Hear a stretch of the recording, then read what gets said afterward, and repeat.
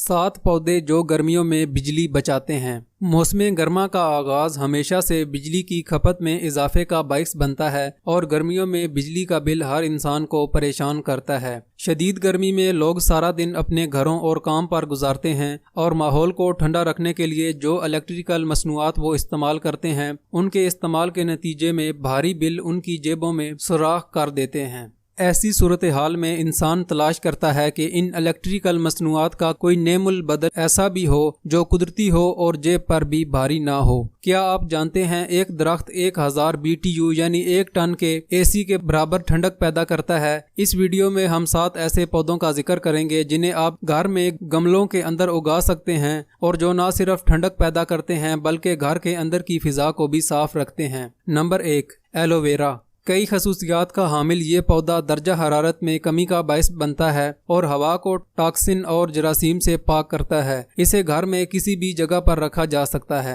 Number 2, areca palm tree. Areca palm tree घर के अंदर रखने के लिए बेहतरीन पौधा है जो कम रोशनी में भी हरा भरा रहता है। हवा को साफ करने के अलावा अगर इसे कमरे में रखा हो तो ये कमरे का दर्जा हरारत 5 सेल्सियस तक कम कर सकता है। Number 3, Boston ferns. इंतहाई खूबसूरत ये पौधा जहां घर को खूबसूरत बनाता है वहां माहौल को साफ और ठंडा रखता है। Number 4, snake plant.